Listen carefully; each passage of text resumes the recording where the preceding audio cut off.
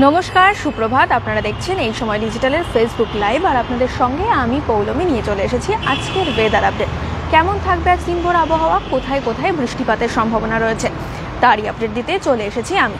যেটা আপনাদের গতকালই জানিয়েছিলাম, জেলায় জেলায় কিন্তু বৃষ্টিপাতের একটা সম্ভাবনা তৈরি হয়েছে। আজ কলকাতায় বৃষ্টিপাতের সম্ভাবনা তেমন না থাকলেও বুধ বৃহস্পতিবারে কিন্তু কলকাতায় বৃষ্টিপাতের একটা সম্ভাবনা রয়েছে। তবে মঙ্গলবার, আজ অর্থাৎ মঙ্গলবারে কিন্তু দক্ষিণবঙ্গের বিভিন্ন জেলাতে বৃষ্টিপাতের একটা সম্ভাবনা রয়েছে বলেই জানাচ্ছে হাওয়া অফিস।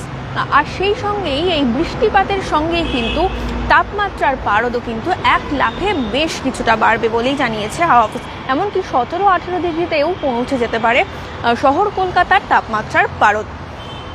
আজ কত কলকাতায় তাপমাত্রা রয়েছে সেটা প্রথমেই একটু দেখে নেব।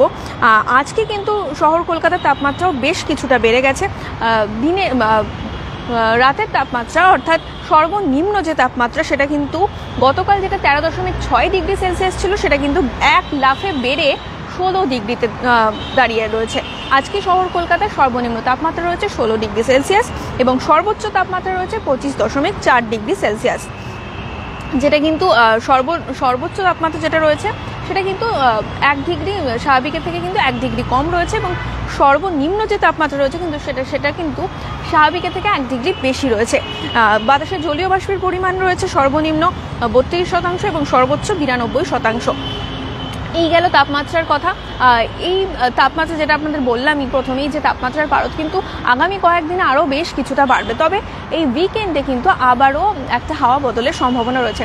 যেটা গত সপ্তাহেও আমরা দেখেছিলাম জেলায় জেলায় বৃষ্টি হচ্ছিল, সেটাই কিন্তু এই সপ্তাহেও আমরা পেতে চলেছি জেলায় জেলায় বৃষ্টি। তবে হাড় কাঁপানো শীত সেটা কিন্তু কার্যত গায়েব হবে। এই বৃষ্টির সঙ্গেই কিন্তু হাড় কাঁপানো শীত গায়েব হবে। তবে হ্যাঁ, বৃষ্টিপাত যেটা বললাম যে বুধ বৃহস্পতিবারে কিন্তু কলকাতায় বৃষ্টিপাতের একটা সম্ভাবনা রয়েছে। কোথায় কোথায় বৃষ্টিপাতের সম্ভাবনা রয়েছে সেটা একটু দেখে নেব। বৃষ্টিপাতের সম্ভাবনা রয়েছে পূর্ব এবং পশ্চিম বর্ধমানে, বীরভূম, মুর্শিদাবাদ এবং নদিয়াতে কিন্তু বৃষ্টিপাতের সম্ভাবনা রয়েছে মঙ্গলবারে। বুধবারে বৃষ্টিপাতের সম্ভাবনা রয়েছে মুর্শিদাবাদ, নদিয়া, উত্তর এবং দক্ষিণ 24 পরগনা, হাওড়া, হুগলি, কলকাতায়। এই বৃষ্টিপাতের সম্ভাবনা যেটা জানালাম, এই রকমই কিন্তু বৃষ্টিপাতের সম্ভাবনা রয়েছে উত্তরবঙ্গেও। উত্তরবঙ্গের পার্বত্য যে সমস্ত এলাকা রয়েছে সেখানে কিন্তু বৃষ্টিপাতের সম্ভাবনা রয়েছে। অর্থাৎ দার্জিলিংয়ের যে ওপরের দিকের যে পার্বত্য এলাকা রয়েছে সেখানে কিন্তু হালকা বৃষ্টিপাতের সম্ভাবনা রয়েছে আগামী কয়েকটা দিনে। তবে নিচের দিকের যে সমস্ত জেলা রয়েছে অর্থাৎ উত্তর এবং দক্ষিণ দিনাজপুরে কিন্তু বৃষ্টিপাতের সেই অর্থ সম্ভাবনা নেই। তবে শৈত্যতাপ প্রবাহের কিন্তু একটা সম্ভাবনা তৈরি হয়েছে।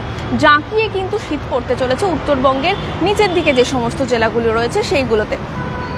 এই গেল উত্তরবঙ্গের আবহাওয়ার খবর। আবারও একটু দক্ষিণবঙ্গে ফিরি। দক্ষিণবঙ্গে যেটা আপনাদের প্রথমে জানালাম, বৃষ্টিপাতের যে সম্ভাবনা রয়েছে তার সাথে তাপমাত্রার পারদও বেশ কিছুটা বাড়বে।